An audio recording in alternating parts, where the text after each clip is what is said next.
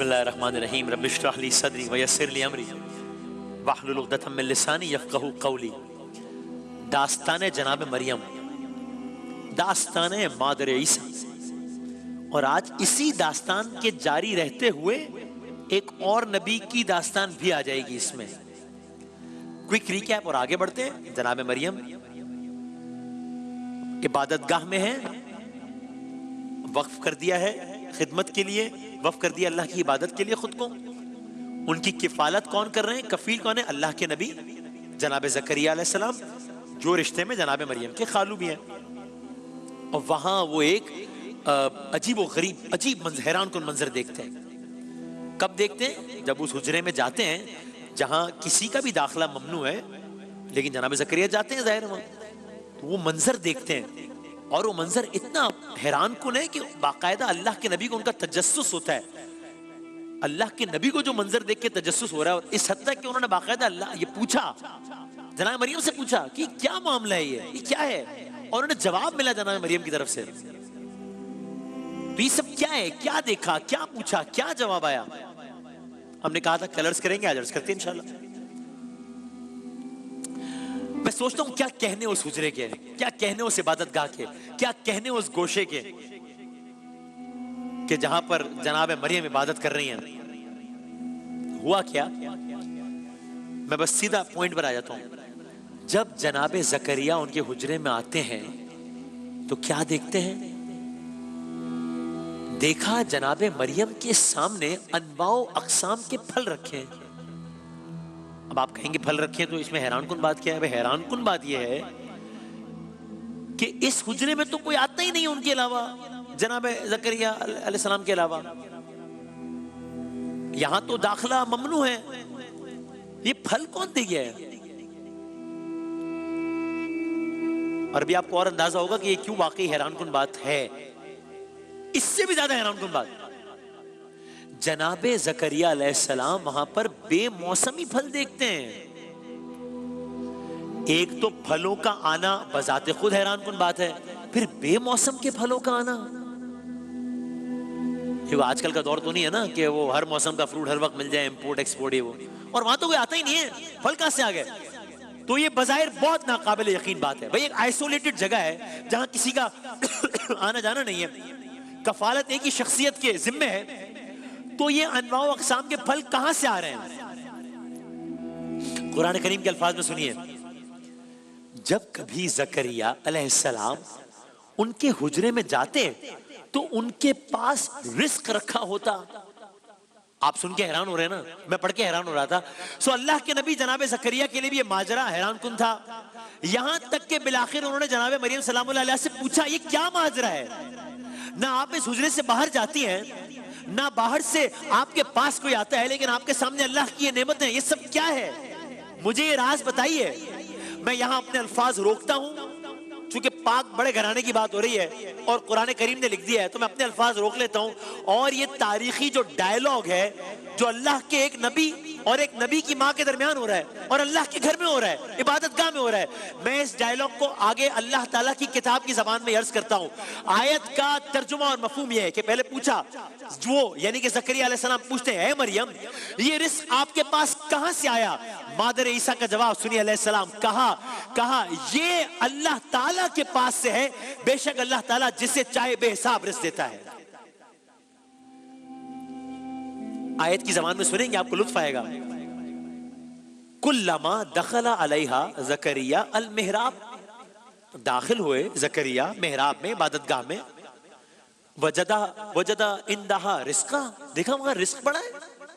قالا، کہا، یا مریم، اے مریم سلام اللہ علیہ، انا لکی ھذا، میں اپنے الفاظ مفہوم یہ کیا ہے؟ جواب دیا، قالت، کہا، ہوا من عند اللہ، یہ روزی کہاں سے ہے؟ جواب دیتی ہے اللہ تعالیٰ کے پاس سے، ان اللہ یرزق من یشاء بغیر حساب، اللہ تعالیٰ کے پاس سے آیا ہے، بے شک اللہ تعالیٰ جسے چاہتا ہے بغیر کسی حساب کے دیتا ہے۔ کیا کہنے ہیں؟ میں یہاں ایک لمحے کو رک کر، ماہ مبارک کی ایک شبیں ہیں، میں ایک لمحے کو رک کر اپنے آپ کے لیے سب کے لیے دعا کرتا ہوں، خدا تعالیٰ ہم سب لوگوں کو حلال رزق اور پھر اس رزق میں برکت و وسعت عطا فرمائے۔ جو کوئی بھی دیکھ رہے اس وقت، جو کوئی بھی رزق کی پریشانی میں مبتلا ہے، کسی بھی طرح مبتلا ہے، بار الہ مادر عیسیٰ کو پہنچائے گئے اس رزق کے صدقے میں سب کی مشکلات آسان فرمائے انشاءاللہ۔ میں واپس واقعے کی طرف آتا ہوں۔ اب آپ یہاں ایک بات ذہن میں رکھیے گا، جناب زکریا علیہ السلام عمر کے بہت آگے کے حصے میں ہے، ابھی عمر رسیدہ ہے، بزرگ ہیں، یعنی اتنے بزرگ ہیں کہ اب بظاہر صاحب اولاد ہونا بظاہر مشکل لگتا ہے۔ آگے بڑھتے ہیں ہم،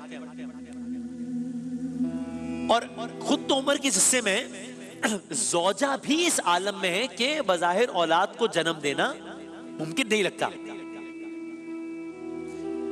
یہ میں نے اس واقعے کو روک کے یہ واقعہ بیان کرنا کیوں شروع کر دیا، اس لیے کہ میں نے عرض کیا تھا کہ یہاں سے ایک اور داستان بھی شروع ہو رہی ہے، اس لیے کہ یہاں سے اپنی داستان ایک نئے موڑ میں داخل ہو رہی ہے۔ وہ نیا موڑ کیا ہے؟ میں عرض کرتا ہوں، اللہ کے نبی زکریا علیہ السلام بے موسم کے پھل ملنے کا یہ سب منظر دیکھ رہے ہیں، اور یہ کہاں سے آئے، یہ ماجرا کا ہے، کیا ہے، یہ سب جناب مریم سلام اللہ علیہ سے سن رہے ہیں۔ تو اب ساتھ میں ایک اور کام بھی ہو رہا ہے، اللہ کے نبی کے دل میں خواہش جنم لے رہی ہے۔ آئے ہے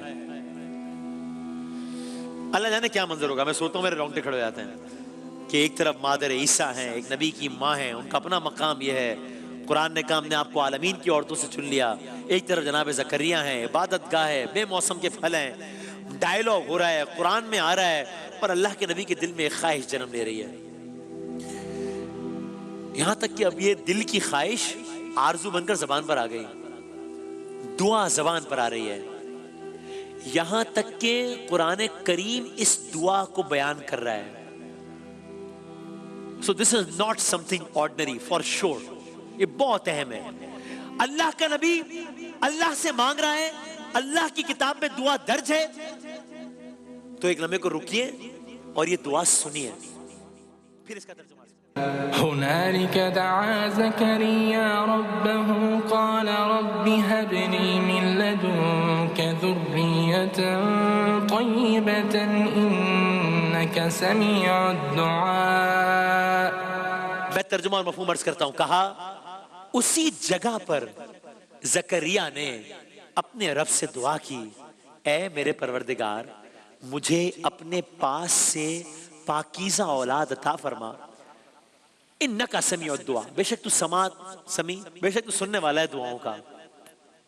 گویا میں اپنے الفاظ میں کہوں، داستان آگے بڑھ رہی ہے، گویا جناب زکریا علیہ السلام کہہ رہے ہیں اے اس حجرے میں مادر عیسیٰ کو بے موسم کے پھل دینے والے، مجھے عمر کے اس حصے میں اولاد عطا فرما دے۔ ہاں بظاہر ناممکن ہے، بظاہر میں عمر کے بہت اگلے حصے میں ہوں، بظاہر زوجہ اس عالم میں نہیں ہے کہ جنم دے سکیں، پر تیرے لیے تو سب ممکن ہے۔ دعا ہو چکی، تو کیا اس کا کوئی رسپانس آیا؟ میں تجسس میں نہیں ڈالتا، میں آج ہی عرض کرتا ہوں، جواب جی ہاں، رسپانس آیا۔ کس طرح آیا رسپانس؟ How exactly? میں تجسس میں نہیں ڈالتا، میں آج عرض کرتا ہوں، فرشتوں نے آواز دیکھ کر رسپونڈ کیا ہے اس دعا کو۔ کیا رسپانس آیا؟ دعا قبول ہو گئی یا صبر کی تلقین ہوئی؟ یہ ہم کل عرض کریں گے انشاءاللہ۔